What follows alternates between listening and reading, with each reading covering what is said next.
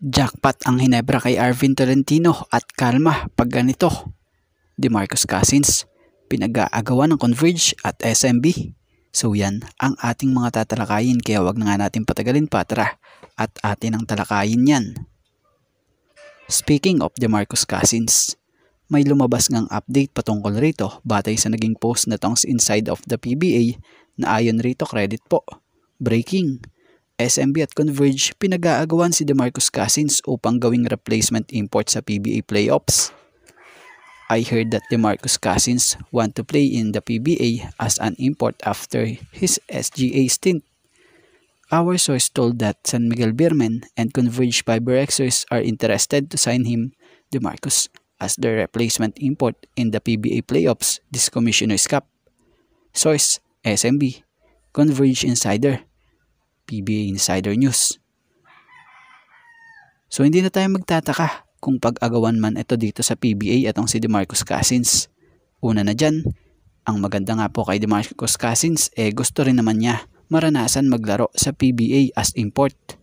Pangalawa, ang maganda sa estado ni Cousins, siya'y talagang nasa sa shape at kondisyon.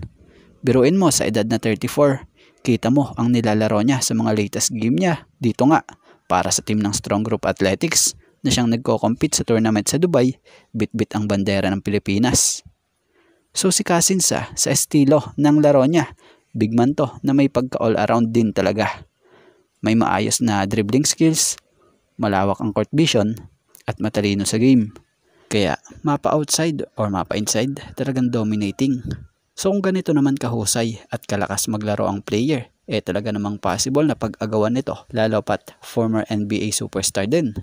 So syempre, kung sakaling tama or totoo man yung sinasabi rito, ang tanong dito, aabot ba si Cousins bago ang PBA playoffs ngayon naglalaro pa siya under SGA Philippines para nga po sa 34th Dubai International Basketball Championship. So abangan na lang natin.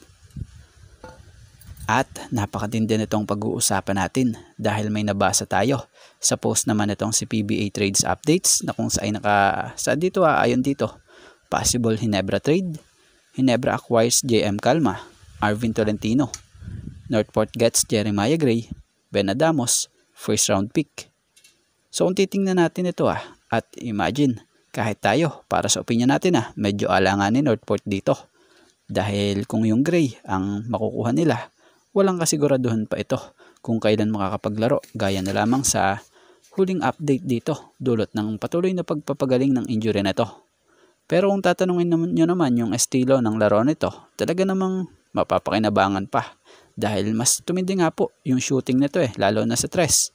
Bukod dyan halos kasing taas lang din naman ito ni Arvin Tolentino na pwede sa wing. Tapos yung Ben Adamos, dati na itong nakapaglaro din dito sa Northport. Pero ang maganda nga po ngayong nasa Hinebra na ito, mas tumigas nga po siya ngayon, especially sa banggaan sa ilalim. At etong isa nga sa pinakamaganda naman, yung first round pick na kagaya sa nasusulat dito, na kung saan po pwede nila magamit para makuha yung best prospect.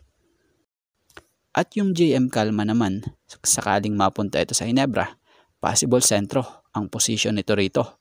Dahil sa dami na rin talaga ng wing ng Hinebra. Pag nilinyaw nyo pa dyan, or pag nilinya pa dyan, etong si Arvin Tolentino. Speaking of Arvin Tolentino, siya ang isa sa pinakamagandang player rito na nasa listahan kung tutuusin para sa Jeans. Dahil dati na rin siyang Jeans player May alam na siya sa sistema at hindi na mahihirapan pa sa paggamit sa kanya ni Coach Tim. Pero syempre ngayon, rumor pa lamang ito. Kumbaga, nagbigay lamang tayo ng kaunting opinion at reaction about sa nabasa nating ito. So yun, sa ngayon, ito nga lang po muna ang ating sports pasada. And thank you for watching guys, and God bless everyone.